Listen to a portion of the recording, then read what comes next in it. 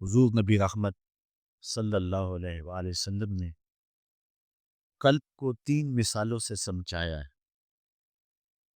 ایک حدیث میں حضور علیہ السلام نے قلب کو مثل العصفور چڑیا کی مانند کہا ہے۔ شاخ کو بیٹھی ہوئی چڑیا ایک انداز میں نہیں بیٹھتی، بلکہ لمحہ لمحہ اپنے آپ کو جنبش اور حرکت میں رکھتی۔ اسی طرح قلب انسانی بھی ہر وقت مختلف حالتوں میں بدلتا رہے۔ ایک دوسری حدیث میں حضور نے اس کو مثل القدر ہنڈیا کی طرح کہا ہے۔ جب ہنڈیا کے اندر پانی ڈال دیں، سالن ڈال دیں اور نیچے آگ ڈالیں تو پھر آگ کی تپش سے ہنڈیا کے اندر جو جوش پیدا ہوتا ہے، تو قلب کو بھی اس سے تشبیہ دی گئی۔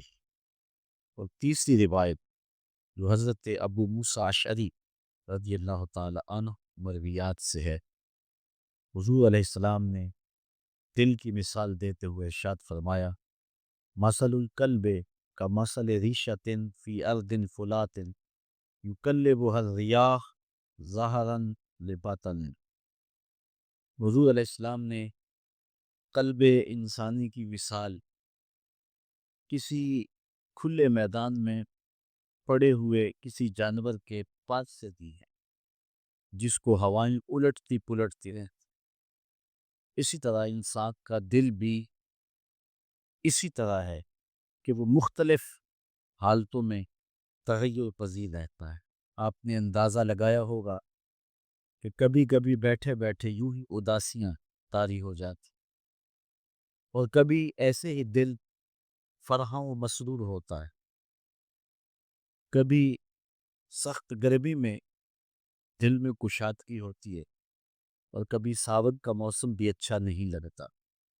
تو دل کی حالت بدلتی رہتی ہے، دل کی حالت تغیر پذیر ہے۔ اسی لیے حضور علیہ السلام اللہ کی بارگاہ میں کثرت کے ساتھ یہ دعا مانگا کرتے تھے: یا مقلب القلوب ثبت قلبی علی دینک، اے دلوں کو پلٹنے والے میرے دل کو دین پر مستقیم رکھنا اور دین پر ثابت رکھنا۔ چونکہ جو دل ہے وہ اللہ تعالیٰ جل شانہ کے قبضہ اختیار۔ ایک حدیث کے لفظ ہیں: قلب المؤمن بین اصبعین من اصابع الرحمن یقلبہ کیف یشاء۔ حضور علیہ السلام نے ارشاد فرمایا کہ مومن کا دل رحمان کی 2 انگلیوں کے درمیان، اور وہ جس طرف چاہے اس کو الٹتا پلٹتا رہتا ہے۔ تو اس لیے حضور علیہ السلام نے یہ دعا اللہ کی بارگاہ میں کثرت سے مانگی: یا مقلب القلوب ثبت قلبی علی دینک، دلوں کو پھیرنے والے میرے دل کو اپنے دین پر مستقیم رکھ۔ دل کی حالت سے آگاہ ہونا بہت ضروری ہے۔ امام غزالی علیہ رحمہ لکھتے ہیں: معرفت القلب و حقیقت و اوصاف ہی اصل الدین و اساس و طریق السالکی۔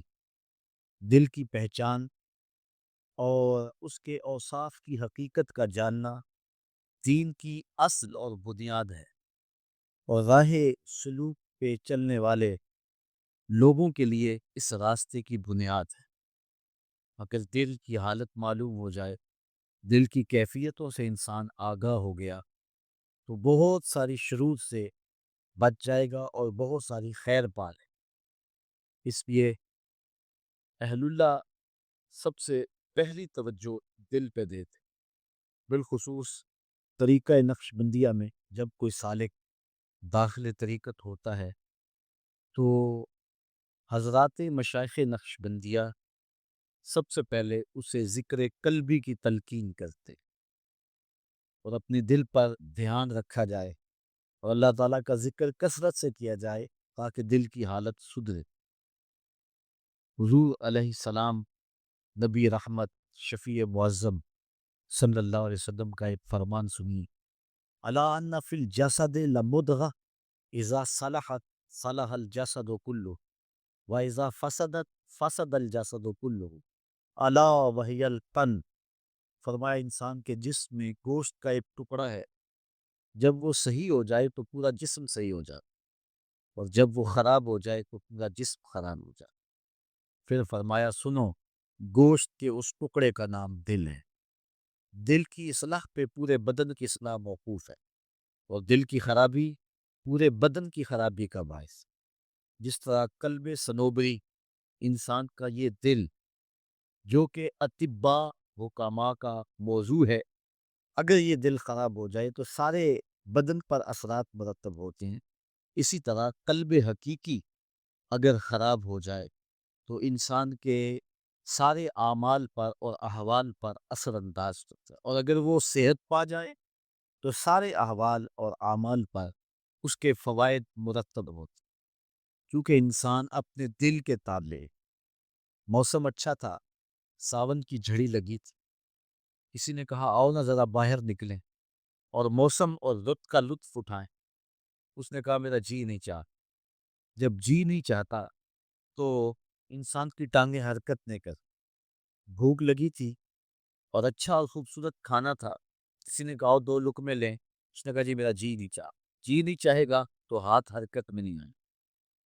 منظر بڑا خوبصورت تھا، دھنک کی شوخیاں تھی اور کوسے قضا کے رنگ نکھرے ہوئے تھے، اور افق پر ایک عجیب تازگی تھی۔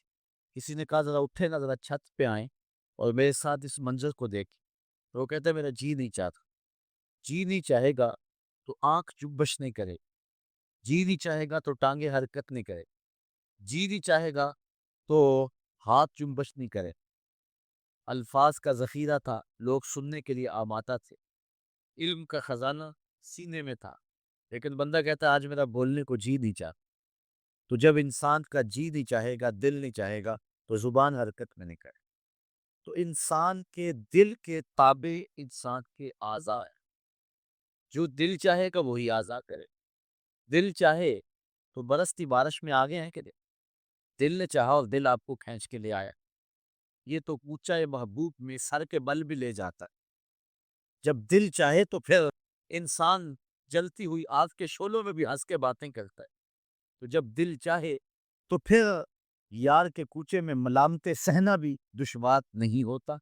تو یہ سب کچھ دل کی کہانی ہے، اور اگر دل نہ چاہے تو سجی ہوئی سیج کو لیٹنے پہ بھی جی نہیں چاہ، دل نہ چاہے تو نغمے بھی لطف نہیں دیتے ہیں، دل نہ چاہے تو موسموں اور رنگوں اور جو ہے وہ حالات کی خوبصورتیاں بھی انسان کو راغب نہیں کرتی ہیں۔ تو سب کچھ انسان کے دل پہ موقف۔ اسی لیے علامہ اقبال نے جس شخص کو اپنا مرشد مانا، جس کو مولانا روم کہتے، اور اقبال نے جس کو مرشد مان لیا، ایسے ہی تو نہیں مان لیا، ہمارے جیسے وہ لوگ تو نہیں تھے کہ آج لوگ بعد میں مسئلہ پوچھتے پھرتے ہیں کہ میری بیعت کیوں ہوئی یا کہ نہیں ہوئی، ہوا کیا جی مجھے کسی نے دھکا دے دیا تھا تو میں بیعت ہو گیا تھا۔ آج تو جو ہے وہ معاملے ایسے الٹ ہو گئے ہیں۔ یہ تو دل کا سودا ہے، اور دل اس کو دیں گے جو دل بر ہو، اور جو دل بر ہی نہ ہو اس کو دل دینے کا فائدہ کیا؟ تو اقبال نے خوب چھانا اور خوب کھنگالا، بلکہ خود کہتا ہے اسی کشمکش میں گزری میری زندگی کی راتیں، کبھی سوز و ساز رومی، کبھی پیچ و تاب رازی۔ میں سوچتا رہا کہ میں کس شخص کو اپنا مرشد مانوں، رومی کو مانوں یا رازی کو مانوں، کیونکہ اقبال ایک فلسفی بھی تھا، اس کی عقل، اس کا فلسفہ اس کو بلاتا تھا رازی کی طرف، کہ استدلال کا شہنشاہ ہے فخر الدین رازی، تو تیری بیعت اس کے ہاتھ میں ہونی چاہیے، کیونکہ بات کو جس ڈھب سلیقے اور دلائل کے ساتھ کرتا ہے تو ایک فلسفی ہے، ایک منطقی ہے، تو تیرا روح سخن ادھر ہونا چاہیے۔ لیکن پھر رومی کا انداز اسے بھاتا کہ رومی کا حملہ دل پر ہوتا ہے، جب بات کرتا ہے تو سیدھی دل میں ترازو ہوتا ہے، پھر اس کا رجحان رومی کی طرف ہو جاتا۔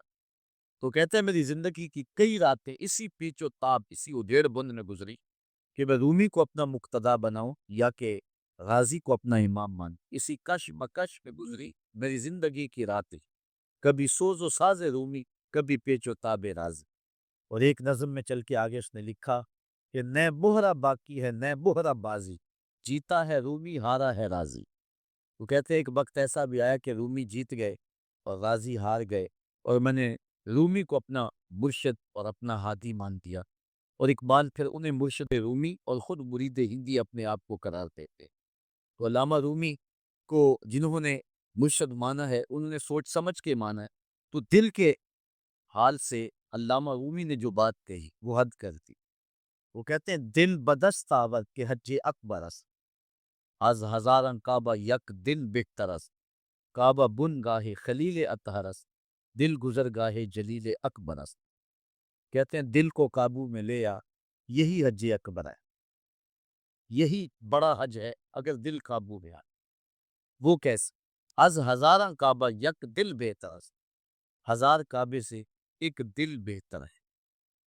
حضور علیہ السلام نے فرمایا کہ اے کعبہ تیری بڑی عظمت ہے، لیکن مومن کی آبرو، اس کی عزت، اس کا مال اور اس کی جان تیرے سے زیادہ قیمتی۔ حضور نے کعبۃ اللہ کو مخاطب کر کے فرمایا، پھر جو پاک دل ہے اس کی پھر کیا شان۔ اس لیے مرشد رومی حضرت اقبال کے مرشد آپ کہتے ہیں دل بدست آور، دل کو قابو میں کر لے، حج اکبر است، یہ بڑا حج ہے، از ہزارن کعبہ یک دل بہتر است، ہزار کعبے سے ایک دل بہتر۔ کیوں؟ دلیل کیا ہے؟ کعبہ بن گاہے خلیل اطہر است، دل گزر گاہے جلیل اکبر است۔ اس لیے کہ کعبہ حضرت ابراہیم خلیل کی بنیاد کردہ شے ہے، اور جو دل ہے وہ رب جلیل کی گزرگاہ ہے، اس لیے ہزار کعبے سے ایک دل بہتر۔ اور حضور کا یہ فرمان بھی، اذا صلحت صلح الجسد و اذا فسدت فسد الجسد، جب یہ ٹھیک ہو گیا پورا جسم ٹھیک ہو گیا، یہ خراب ہو گیا تو پورا جسم خراب ہو گیا۔ اور پھر خود فرمائے الا وہی القلب، سن لو گوشت کے اس ٹکڑے کو دل کہے، اس کی اصلاح پہ پورے بدن کی اصلاح۔ اسی لیے حضرت باجزید بستامی کہتے ہیں میں 10 سال تک اپنے دل کے دروازے پہ بیٹھا رہا اور دل میں غیر کو نہیں جانے دیا۔ 10 سال تک میں نے دل کا پہرا دیا، غیر خیال کو نہیں دل میں داخل ہو۔ پھر فرماتے ہیں 10 سال تک میرے دل نے میرا پہرا دیا، مجھے نہیں بھٹکنے دیا، اور اب برابر 20 سال ہو گئے ہیں، دل کو میری خبر نہیں، مجھے دل کی خبر۔ وہ اپنے کام میں لگا ہے، میں اپنے کام میں لگا۔ تو دل کی اصلاح پہ پورے بدن کی اصلاح موقوف ہے۔ حضور علیہ السلام نے جب تقوی کے بارے میں ارشادات لوگوں تک پہنچائے تو وہاں حضور نے یہ بات خاص طور پہ کی، التقویٰ ہا ہونا و اشارہ الی القلب، حضور نے فرمایا کہ تقویٰ یہاں کا، اور اشارہ کیا حضور نے اپنے قلب اطہر کی طرف۔ تو پھر تقوی کا مرکز بھی دل ہوا، اتقاء کا نور بھی دل میں ہی ہے۔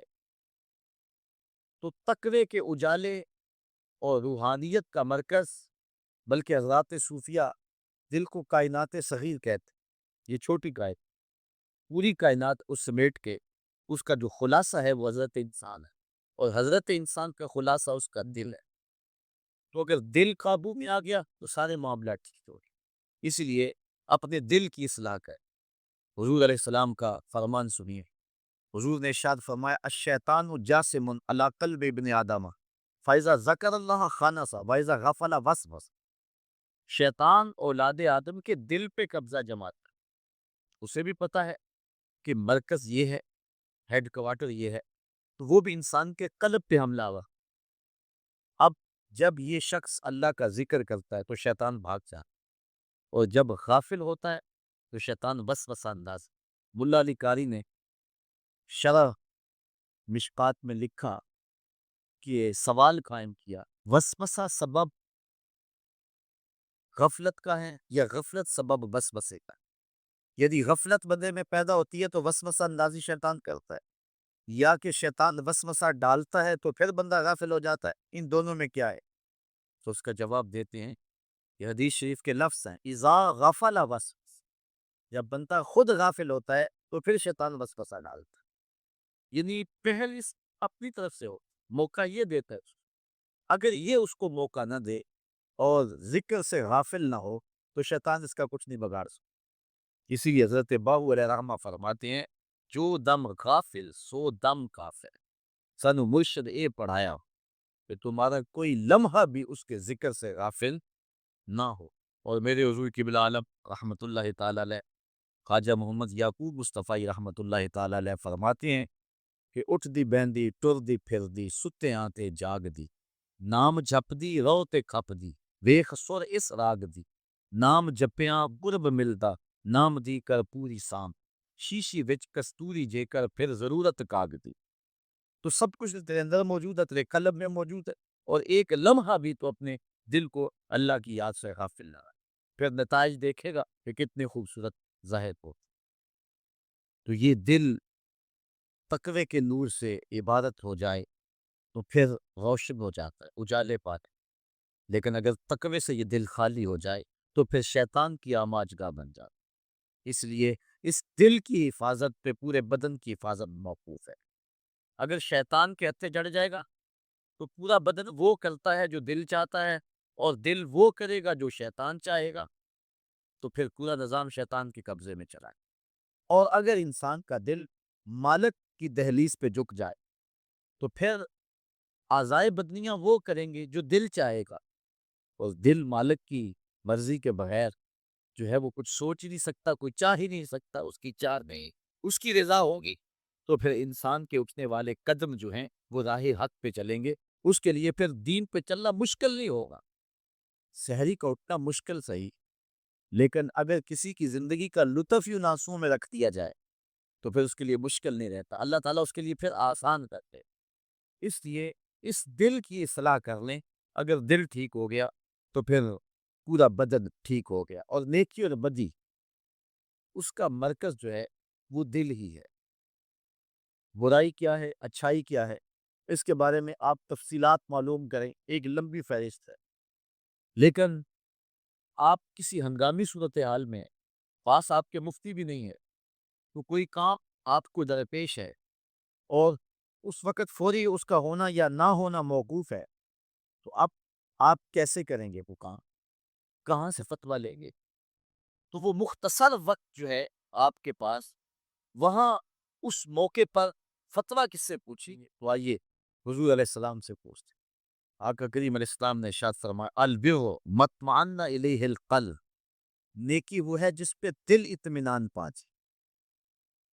یعنی ایک آسان اور سادہ کلیہ ہے کہ اچھائی کیا ہے جس پہ دل مطمئن. اور دوسرے مقام میں فرمایا برائی کے بارے میں کہ ما حاک فی صدرک، جو تیرے سینے میں کھٹ کے اور تو ڈرے کہ اس پر لوگ مطلع نہ ہو جائیں، تو وہ برائی. تو دل ہی فتویٰ دیتا ہے. حضرت وابصہ رضی اللہ تعالیٰ عنہ حضور علیہ السلام کی خدمت میں حاضر ہوئے اور لوگوں کو پھلان کر کے آگے آ رہے تھے اور بیٹھ گئے. لیکن آقا کریم نے مزید کرم فرمایا ادنو یا وابصہ، وابصہ اور قریب آ جا. انہیں کوئی بے چینی تھی، کچھ پوچھنا چاہ رہے تھے. تو آ کے قریب ہو گئے تو حضور نے فرمایا وابصہ اور قریب آ گئے. حضرت وابصہ اٹھے تو اور قریب آ گئے. خود فرماتے ہیں میں اپنے مقدر پہ قربان جاؤں، میں اتنا نیڑے ہوا کہ میرے گھٹنے حضور کے گھٹنوں سے چھونے نہ تھے. اتنا میں مجھے حضور نے نیڑے کر دیا، اتنا قریب کر دیا. جب اتنا قریب ہو گیا تو حضور نے مجھے پوچھا وابصہ کوئی سوال پوچھنے آئے ہو؟ بڑی بے چینی ہے، کوئی پوچھنے آئے ہو؟ میں نے عرض کی جی حضور پوچھنے آیا. حضور نے مزید کرم فرمائی کرتے ہوئے ارشاد فرمایا وابصہ جو پوچھنے آئے ہو تم پوچھو گے یا میں ہی بتا دوں کیا پوچھنے آئے؟ عرض کی حضور اگر آپ بتاتے پھر تو بات ہی ہو جائے. فرمایا سنو پھر، تم خیر اور شر کے بارے میں پوچھتے آئے، اچھائی کیا ہوتی ہے اور برائی کیا ہوتی ہے، یہی تمہارا سوال ہے نا؟ جی حضور یہی میرا سوال ہے. تو حضور علیہ السلام نے فرمایا اس سوال کا جواب تم نے مجھ سے لینا تھا، سوال تو نے کرنا تھا، تیرا سوال میں نے خود کر دیا. اب جواب مجھ سے لینا یا اپنے آپ سے لینا؟ عرض کی حضور اگر جواب آتا ہوتا تو سوال ہی کیوں بنتا؟ فَضَرَبَ عَلَى صَدْرِهِ فَقَالَ اسْتَفْتِ مِنْ قَلْبِكَ. حضور نے 3 انگلیوں کو جوڑ کر کے حضرت وابصہ کے سینے پہ مارا اور فرمایا وابصہ یہی مفتی بیٹھا ہوا ہے، اسے ہی پوچھ لے، یہی بتائے گا کہ خیر کیا ہے اور یہی بتا دے گا کہ شر کیا ہے. تو یہی سب کچھ ہے. اسی لیے باپو علیہ رحمہ فرماتے ہیں دل دریا سمندروں ڈونگے تے کون دلاں دیاں جانے ہو، وچے ہی بیڑے وچے ہی جھیڑے وچے ہی ونج مہانے ہو، 14 طبق دلے دے اندر تمپو وانگو تانے. یہ سب کچھ اس ایک دل کے اندر ہے. اور اقبال کا لہجہ یہاں دیکھیے، وہ کہتا ہے خودی کا نشیمن تیرے دل میں، خودی کا نشیمن تیرے دل میں ہے. چھوٹے سے دل میں اتنا بڑا جہاں کیسے آ گیا؟ آگے دلیل بھی دی. خودی کا نشیمن تیرے دل میں ہے، فلک جس طرح آنکھ کے تل میں ہے. ساری آنکھ روشن نہیں ہے، آنکھ میں سیاہ دارا ہے، وہ بھی سارا روشن، اس میں پھر ایک سیاہ نقطہ ہے. اور اتنا بڑا آسمان ایسے نظر اٹھائی وہ آنکھوں میں سما گیا۔ اقبال کہتا ہے اتنا بڑا فلک آنکھ کے چھوٹے سے تل میں آ گیا نا تو پوری کائنات پھر تیرے دل میں آ گئی، خودی کا نشیمن تیرے دل میں ہے۔ اور اس کو اقبال دوسرے مقام پہ ذرا کھول کے بیان کرتا ہے تو لہجہ ذرا دیکھیے کتنا خوبصورت ہے، آپ آشش کر اٹھے۔ کانپتا ہے دل تیرا اندیشہ طوفان سے کیا، بات دل کی چلی نا، کانپتا ہے دل تیرا اندیشہ طوفان سے کیا، ناخدا تو بحر تو کشتی بھی تو ساحل بھی تو، ناخدا تو بحر تو کشتی بھی تو ساحل بھی تو، آہ کس کی جستجو آوارہ رکھتی ہے تجھے، راہ تو راہ رو بھی تو راہبر بھی تو منزل بھی تو، وائے ناکامی کے تو محتاج ساکی ہو گیا، میں بھی تو مینا بھی تو مستی بھی تو حسن بھی تو، بے خبر تو جوہر آئینہ ایام ہے، تو زمانے میں خدا کا آخری پیغام۔ تو یہ سب کچھ انسان کے ایک دل کے اندر ہے، وچے ہی بیڑے وچے ہی چیڑے وچے ہی ونج مہانے، 14 طبق دلے دے انتر تمبو راہ اتانے، یہ سب کچھ اس کے دل کے اندر رکھتے ہے، پوری کائنات سمو دی گئی۔ اور پھر دل ایک ایسی چیز ہے، دنیا کی ہر شے ٹوٹ جائے تو اپنی قیمت کھو دیتی ہے، اور جتنی زیادہ وہ ٹوٹ پھوٹ کا شکار ہوگی اس قدر ہی وہ اپنی قیمت کھو دے۔ یہ ڈائس ہے، یہ 4-5 ہزار روپے کا ہوگا، لیکن دھکا دے دوں اسے میں اور یہ ٹوٹ جائے، 2 حصوں میں بٹ جائے تو اس کی یہ قیمت نہیں رہے، اور دھکا اور زور سے دور 5 حصوں میں بٹ جائے اس کی قیمت اور نیچے چلی جائے، اور اگر ٹکڑے ٹکڑے کر دوں تو یہ بے قیمت ہو جائے، سوائے ایندھن کے اور کسی کام کا نہیں رہے گا، اور چند روپوں کے اندر اس کو خریدا جا سکتا ہے۔ کوئی بھی شے دنیا کی، یہ گلوب ہے، یہ اگر گر جائے، یہ بلب ٹوٹ جائے تو بے توقیر ہو جائے، آئینہ ٹوٹ جائے تو بے توقیر ہو جائے گا، دنیا کی ہر شے جتنی زیادہ ٹوٹے گی اتنی زیادہ بے توقیر ہو، لیکن کائنات میں ایک دل ایسا ہے جتنا زیادہ ٹوٹے گا اتنی قیمت بڑھتی چلی جائے۔ یہاں شاعر مشرق کا لہجہ دیکھیے، تو بچا بچا کے نہ رکھ اسے، تو بچا بچا کے نہ رکھ اسے، تیرا آئینہ ہے وہ آئینہ کہ شکستہ ہو تو عزیز تر ہے نگاہ آئینہ ساز میں۔ ہر شے ٹوٹ جائے تو بے توقیر اور بے قیمت ہو جاتی ہے، یہ جتنا زیادہ ٹوٹتا جائے گا اتنی قیمت بڑھتی چلی جائے گی۔ اس لیے فرمایا مجھے ڈھونڈنا ہو تو ٹوٹے ہوئے دلوں میں تلاش کرو، جتنا دل شکستہ ہوگا، جتنی شکستگی ہوگی اس قدر اس کی قیمت بڑھتی چلی جائے گی۔ ہر شے جو ہے وہ ٹوٹ کر بے توقیر اور بے قیمت ہو جاتی ہے، لیکن یہ دل ایک ایسی چیز ہے جتنا ٹوٹتا ہے اتنا ہی جو ہے اس کی قیمت بڑھتی چلی جاتی ہے۔ ہر شے دنیا کی ایسی ہے کہ جب اس کو قید سے چھوڑا جائے تو وہ آزادی محسوس کرتی ہے، لیکن دل ایک ایسی چیز ہے کہ اس کا سارا جمال ہی قید میں ہے۔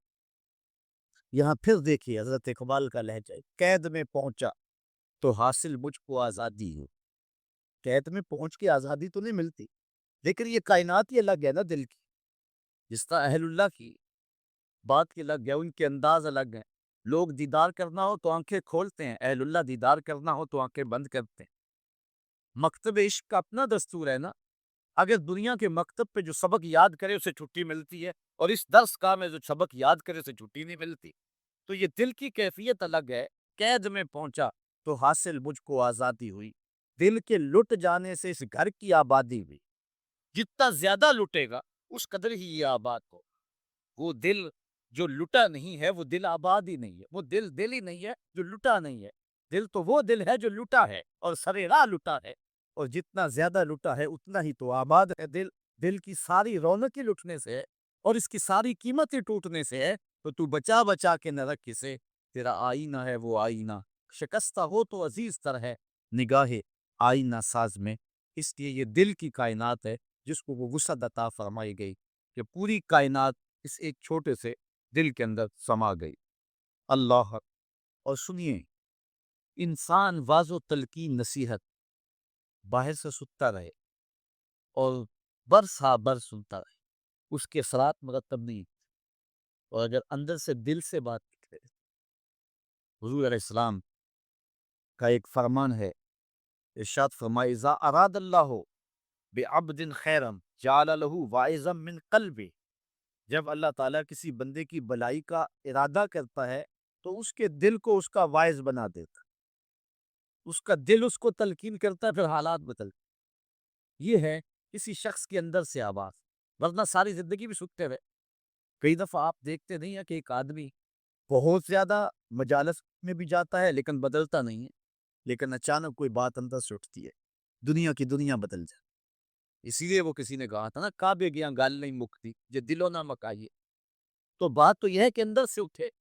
ان اللہ و ملائکتہ یصلون علی النبی یا ایھا الذین آمنوا صلوا علیہ وسلموا تسلیما اللہم صل علی سیدنا و مولانا محمد معدن الجود والکرم وعلی آلہ و اصحابہ اجمعین۔ تمام حمد و ثنا، تعریف و توصیف اللہ جل مجدہ الکریم کی ذات بابرکات کے لیے، جو خالق کائنات بھی ہے اور مالک شش جہات بھی۔ اللہ جل وعلا کی حمد و ثنا کے بعد رسول رحمت، شفیع معظم، نبی محتشم، اللہ کے پیارے، امت کے سہارے، رب کے محبوب، دانائے غیوب، مالک رقاب امم، فخر عرب و عجم، والی کون و مکان، سیاہ لا مکان، سید انس و جاں، سرور لالا رخاں، نیر تاباں، سر نشین مہوشاں، ماہ خوباں، شہنشاہ حسینہ، تتمہ دوراں، سرخیل زہرہ جمالاں، جلوہ صبح ازل، نور ذات لم یزل، باعث تکوین عالم، فخر آدم و بنی آدم، نیر بطحا، رازدار ما اوہا، شاہد ما طغا، صاحب علم نشرہ، معصوم آمنہ احمد مجتبیٰ، حضرت محمد مصطفیٰ صلی اللہ علیہ وآلہ وسلم کے حضور ناز میں اپنی عقیدتوں، ارادتوں اور محبتوں کا خراج پیش کرنے کے بعد عالی مرتبت ذی وقار علماء کرام، ثناخان مصطفیٰ، حضرات سامعین، خواتین و حضرات، السلام علیکم ورحمۃ اللہ وبرکاتہ۔ میرے سے قبل آپ شیر بیشہ اہل سنت، فخر سادات حضرت قبلہ شاہ صاحب کا بڑا پر مغز علمی اور باوقار خطاب سماعت کر رہے تھے، جو جذبوں کو مہمیز لگا رہا تھا اور حضور کی محبت اور حضور کے لیے دلوں میں عقیدت کے جذبات پیدا کر رہا تھا۔ میں ایک دھیمے لہجے کا خطیب ہوں، پرجوش خطاب تو نہیں کر سکوں گا، لیکن مجھے جو وقت دیا گیا ہے اس وقت سے پہلے ہی اپنی گفتگو کو سمیٹنے کی کوشش بھی ہوگی۔ میری یہ خوش بختی ہے اور آپ کی بھی کہ ماہ نور ربیع الاول کی پہلی رات ہی حضور کے ذکر سے معطر گزری ہے۔ سر شام سے اس وقت تک حضور کے تذکروں کی پھیلی ہوئی خوشبو مشام ہستی کو معطر کر رہی ہے۔ صدیوں قبل حضور اس دنیا پہ جلوہ گر ہوئے تھے، لیکن ماحول کی شگفتگی بتاتی ہے جیسے کوئی کل ہی گزر کے گیا ہو۔ زمین سے آسماں تک، آسماں سے لامکاں تک ہے، زمین سے آسماں تک، آسماں سے لامکاں تک ہے، کہاں کھولے تھے گیسو یار نے، خوشبو کہاں تک ہے۔ ہم نے اتنا تذکرہ کسی کا ہوتے نہیں دیکھا جتنا میرے حضور کا ہو رہا ہے۔ اہل ایمان ہیں کہ وہ حضور کے ذکر سے اپنے قلب اور روح کی تسکین کا ساماں کرتے ہیں۔ حضرت شیخ مہدی الفاسی مطالع المسرات شرح دلائل الخیرات میں لکھتے ہیں، حضور کا ذکر سن کر جس شخص کے کلیجے میں ٹھنڈ نہیں پڑتی، اس کے سینے میں دھڑکنے والا دل کسی مومن کا دل ہی نہیں ہے۔ یہ ہو ہی نہیں سکتا کہ حضور کا ذکر ہو اور قلب کو قرار نہ ملے۔ آج لوگ پوچھتے ہیں یہ جو تم کر رہے ہو کہاں لکھا ہے؟ لکھے کی کمی نہیں ہے، ہمارے علماء دلائل کے انبار لگا دیتے ہیں، لیکن میں کہا کرتا ہوں کیا ذکر رسول کے لیے بھی کسی دلیل کی ضرورت ہے؟ کبھی ایسا ہوا ہے کہ پھولوں کا تذکرہ چھڑا ہو اور بلبل کہے کہاں لکھا ہے؟ بات شمع کی ہو رہی ہو اور پروانہ دلیلیں ڈھونڈ رہا ہو، اور یہ بھی ممکن نہیں کہ بات سرکار مدینہ کی ہو رہی ہو اور امتی کو دلیل کی ضرورت ہو۔ محب کے لیے اس سے بڑا سرمایہ کوئی نہیں کہ کوئی اس کے محبوب کا ذکر چھیڑ دے۔ عائد ذکر نعمان لنا فإن ذکرہ هو المسک ما کررتہ یتزوع۔ امام شافعی کہتے ہیں میرے ممدوح کی باتیں چھیڑو، میرے محبوب کا ذکر کرو، ان کا تذکرہ ایسی کستوری ہے تم جوں سے چھیڑتے جاؤ گے خوشبو پھیلتی چلی جائے گی۔ مطرب سے کہو کہ چھیڑے ذرا اس جان تمنا کا قصہ، مطرب سے کہو کہ چھیڑے ذرا اس جان تمنا کا قصہ، فرقت کے بھیانک لمحوں میں کچھ دل کو سہارا ہو جائے۔ تو یقیناً اہل ایمان کے لیے حضور کا ذکر قلب کی، اگر یہ مہربانی فرمائیں تو اپنا اپنا مزاج ہوتا ہے، وہ اقبال نے کہا تھا نظارے کے لیے جنبش مژگاں بھی بار ہے، نرگس کی آنکھ سے تجھے دیکھا کرے کوئی۔ میں ذرا روحانی طور پہ کمزور ہوں اور یہ برستے نوٹ میری طبیعت کو الجھا دیتے ہیں، میں صرف آپ کی توجہ چاہوں گا، اثر کرے نہ کرے سن تو لے میری فریاد، نہیں ہے داد کا طالب یہ بندہ آزاد۔ بات کر رہا تھا کہ محب کے لیے تذکرہ محبوب قلب اور روح کی تسکین کا ساماں ہوتا ہے، اور جب کسی کے لبوں پہ اس نام کا چراغاں ہو تو روح تک ٹھنڈ اترتی ہے۔ میرے شہر کا ایک پنجابی شاعر ہے ڈاکٹر اسحاق، اس کا مجھے ایک شعر یاد آیا، وہ کہتا ہے تینوں سینے دی میں ٹھنڈ آکھاں، تینوں سینے دی میں ٹھنڈ آکھاں، شہد گلاب تے کھنڈ آکھاں۔ اور یہ انور مسعود صاحب ہیں تو مزاحیہ شاعر، لیکن جب نعت لکھنے پہ آئے تو قلم توڑ دیے۔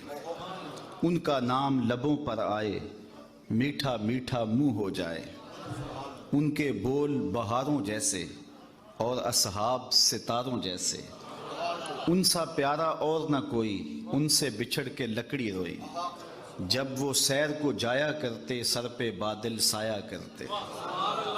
تو یقیناً جب ہمارے لبوں پہ حضور کا نام آتا ہے تو روح تک اس کا قرار پہنچتا ہے، اور محب کے لیے یہ تسکین کا ذریعہ ہے کہ کوئی اس کے محبوب کا ذکر چھیڑ دے۔ علامہ رومی تمثیل کے انداز میں بات کرتے ہیں لیکن بات سمجھانے کا فن جانتے ہیں۔ وہ فرماتے ہیں کسی نے مجنوں کو دیکھا کہ ریت کے اوپر لیلا لیلا لکھ رہا ہے، پوچھا یہ کیا کر رہے ہو؟ گفت مشق نام لیلا می کنم، خاطر خود را تسلی می دہم، کہنے لگا اپنے محبوب کا نام لکھ لکھ کے دکھی دل کو قرار دے رہا ہوں۔ رومی نتیجہ نکالتے ہیں اگر لیلا کا نام مجنوں کو تسکین دیتا ہے تو کیا حضور کا نام امتی کو تسکین نہیں دیتا؟ میں تو کہا کرتا ہوں میں خانہ سہارا دیتا ہے نہ جام سہارا دیتا ہے، ہم کو تو مدینے والے کا ایک نام سہارا دیتا ہے۔ ٹھنڈ پڑ جاتی ہے سینوں میں جب کسی کے لبوں پہ اس نام کا چراغاں ہو۔ یہ ہم جو محافل میلاد منعقد کرتے ہیں مختلف ناموں سے، تو ایک تو اپنے ذوق کی آبیاری کے لیے اور اپنے قلب کی تسکین کے لیے ہم ان کا انعقاد کرتے ہیں، اور دوسری بات یہ ہے کہ یہ ہمارے ذمے ہے کہ ہم حضور کی مدح کریں۔ الصارم المسلول کے اندر ابن تیمیہ نے بھی یہ بات لکھی ہے کہ حضور کی مدح کا قیام دین کا قیام ہے، اور اگر کسی سے یہ فریضہ رہ گیا تو اس سے دین کا ایک اہم رکن رہ گیا۔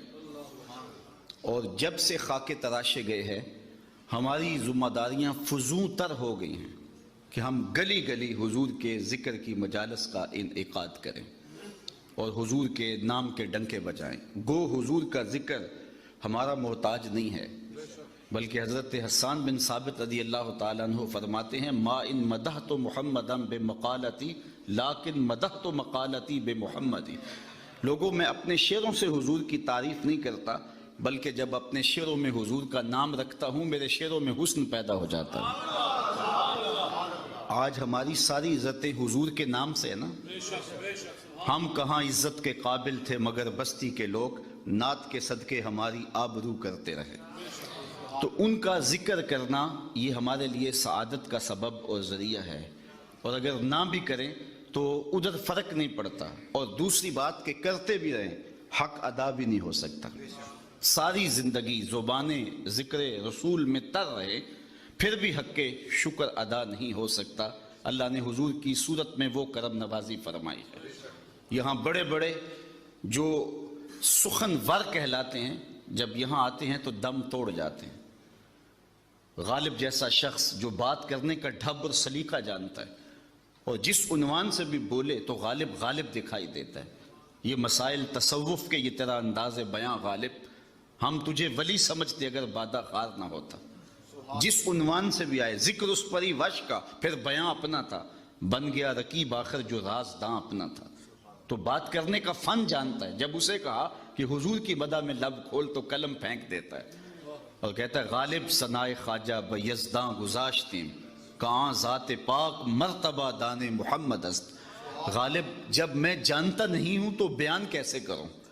تو جو جانتا ہے وہی بیان کرنے والا ہے۔ اسی کی ظہوری نالے ساڈا کی بیان ہے، اودیاں تے صفتاں دا نات خاں قرآن ہے، سورتاں سپارے رنگ نبی دے جمال دا لب کے لے آواں کتوں سونا تیرے نال دا۔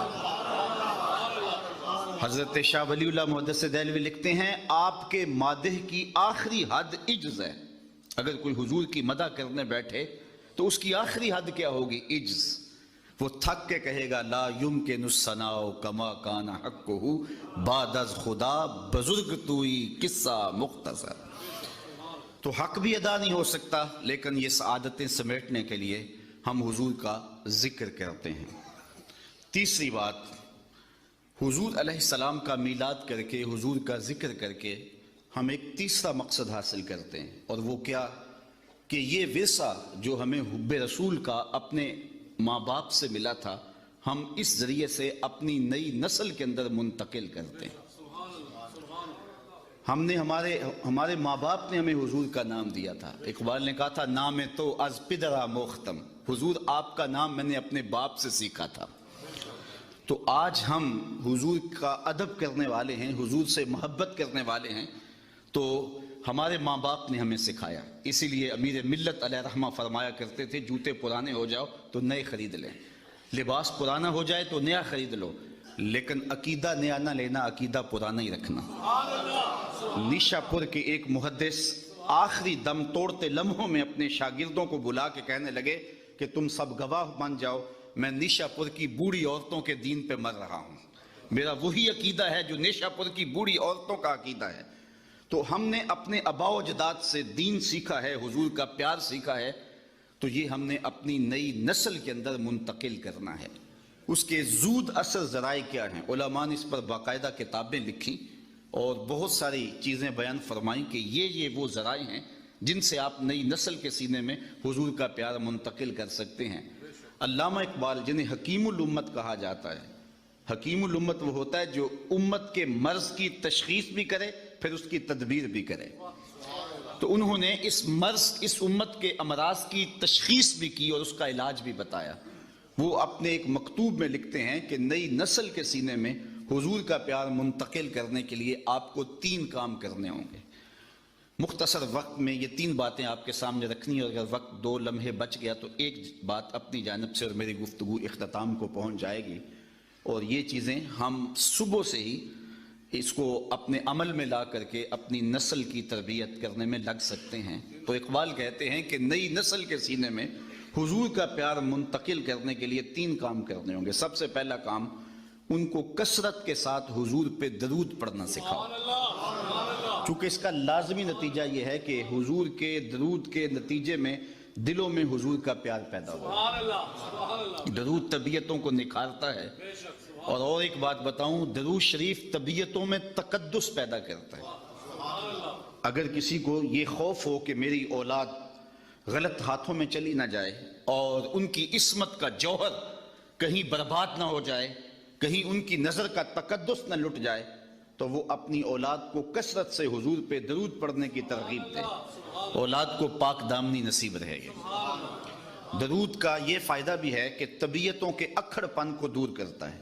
اگر آپ کو یہ پریشانی ہو کہ اولاد اکھڑ مزاج ہے، بات مانتی نہیں ہے، طبیعت میں سختی ہے، تو ان کو بطور وظیفہ درود کی تسبیح دیں۔ آپ ہفتوں اشروں میں دیکھیں کہ ان کی طبیعت میں لطافت آ گئی ہے۔ درود پڑھنے والے کو اللہ ذہانت کی دولت سے بھی مالا مال کرتا ہے۔ درود پڑھنے کا سب سے بڑا فائدہ یہ ہے کہ رسول کریم نے ارشاد فرمایا قیامت کے دن میرے سب سے نیڑے وہ ہوگا جو کثرت کے ساتھ میرے اوپر درود پڑھنے والا ہوگا۔ ایک اور بات بھی عرض کرنا چاہتا ہوں، آج 72-73 فرقے ایک بندے کو کھینچ رہے ہیں اور ہر بندے کے لبوں پر قرآن و حدیث کی بولی ہے۔ عام آدمی پریشان ہو جاتا ہے کہ جاؤں تو کدھر جاؤں۔ ہر بندہ تحقیق کرنے بیٹھ جائے اور ان 72-73 فرقوں میں سچائی پہ کون ہے اس کو تلاش کرنے لگ جائے تو وہ باقی امور زندگی کیسے بجا لائے گا؟ تو کیا سادہ سا نسخہ ہے کہ ہم حق کو پہچانیں۔ 72-73 آدمی ایک بندے کو کھینچ رہے ہوں تو اس کا تو دماغ خراب ہو جاتا ہے۔ کبھی آپ نے دیکھا ہو لاری اڈے پہ جو کنڈکٹر حال کرتے ہیں پاکستان میں سواری کا، ایک سامان اچک کے لے گیا، دوسرے نے بچے کو پکڑا اور اپنی جانب کھینچ رہا ہے، تیسرا بڑھیا کو بازو سے پکڑ کے اپنی بس میں لے جا رہا ہے، تو بعض عورتیں غصے میں آ جاتی ہیں، پائیا سا کتے بھی نہیں جانا، حالانکہ کہیں تو جانا ہوتا ہے نا، لیکن وہ اس قدر کو ادھر کھینچ رہا ہے، کوئی بچہ ادھر لے گئے ہیں، سامان ادھر جا رہا ہے، تو 70-72 لوگ ایک بندے کو کھینچ رہے ہیں، وہ جائے تو کدھر جائے؟ یہ بات امام زین العابدین سے اس زمانے میں کسی نے پوچھی، حضرت جب اتنے فرق و ترک ہو جائیں گے تو میرے لیے کیا پہچان ہے حق کی؟ تو امام زین العابدین نے فرمایا جو اہل السنہ ہوں گے وہی اہل حق ہوں گے۔ تو سائل بڑا سیانہ تھا، دور اندیش بھی تھا، اس نے کہا اگر بہت سارے لوگ اسی ٹائٹل کے ساتھ موجود ہوں تو اس میں پھر اصلی سنی کی پہچان کیا ہوگی؟ تو سنو امام زین العابدین نے کیا فرمایا، فرمانے لگے من علامات اہل السنہ کثرت الصلاۃ علی رسول اللہ، نشانی میں بتا دیتا ہوں، کثرت سے حضور پہ درود پڑھنے والے ہوں گے۔ اب کوئی خیر سے ہمیں درودیہ ہونے کا تانا دے، ہمارے لیے یہ تمغہ امتیاز ہے۔ میں کہتا ہوں ہم بارودیے نہیں، ہم درودیے ہیں۔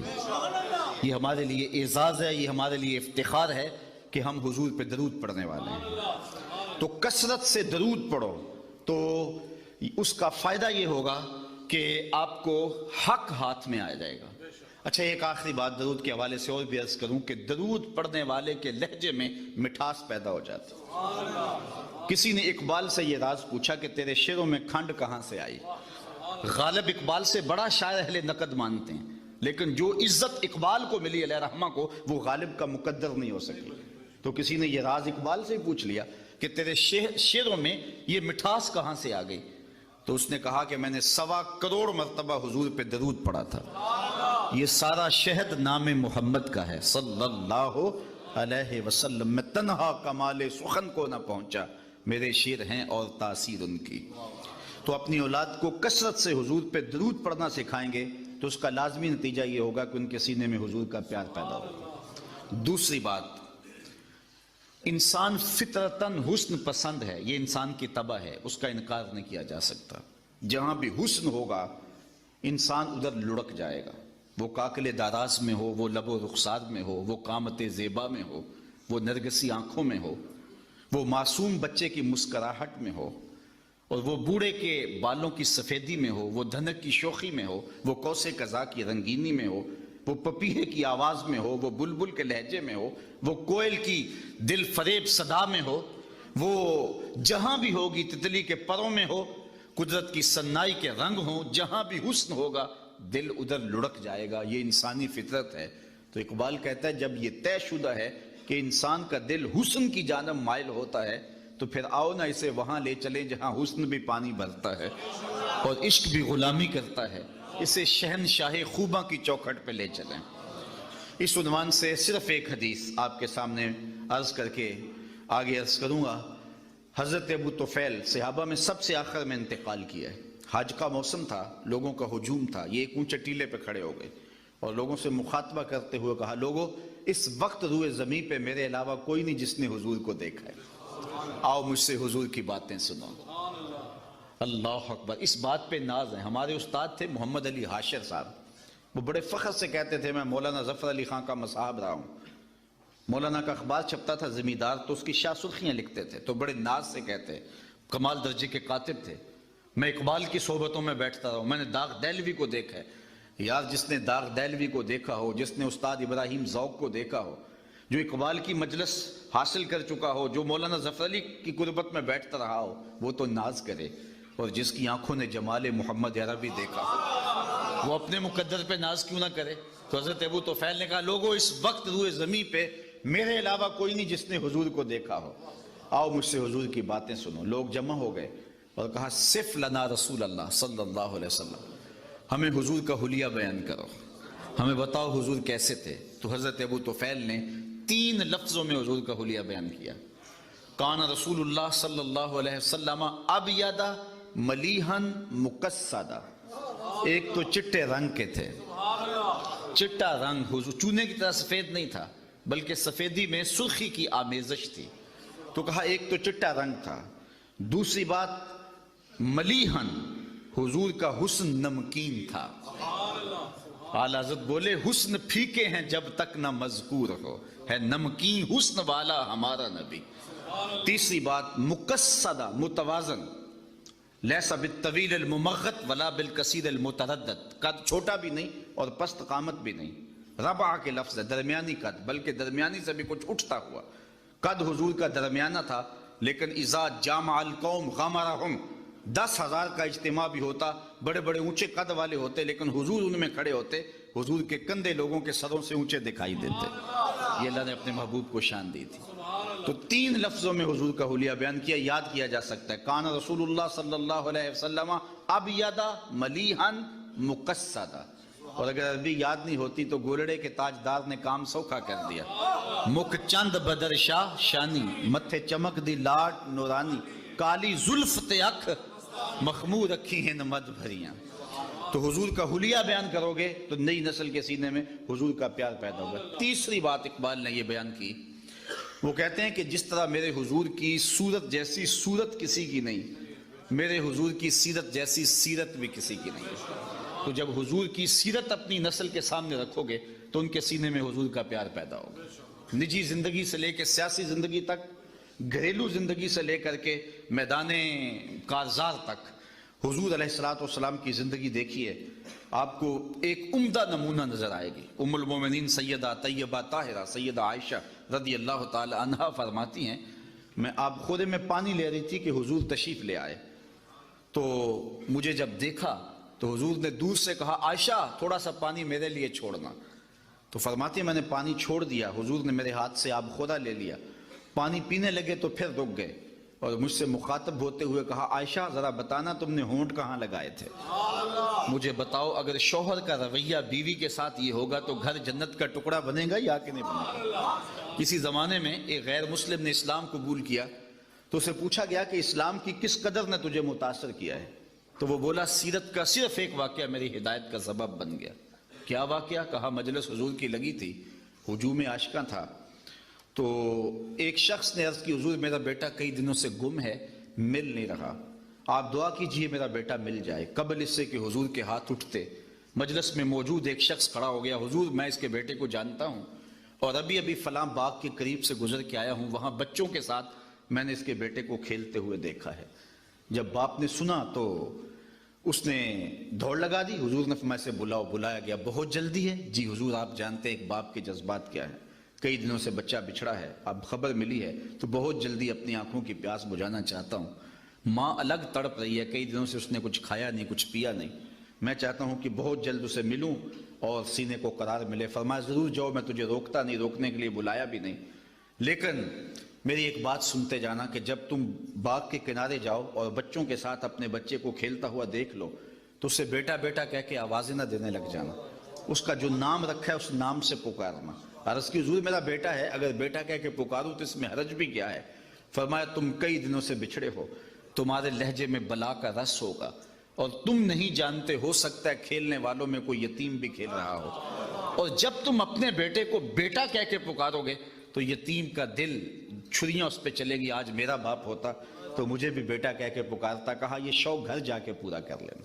یہ ہماری شریعت کا مزاج ہے کہ بیوہ کے سامنے اپنی بیوی سے پیار نہ کرو، غریب کے سامنے اپنی دولت کی نمائش نہ کرو، بلکہ میرے حضور نے یہاں تک فرمایا اپنے گوشت کی خوشبو سے غریب ہمسائے کو تکلیف نہ دو۔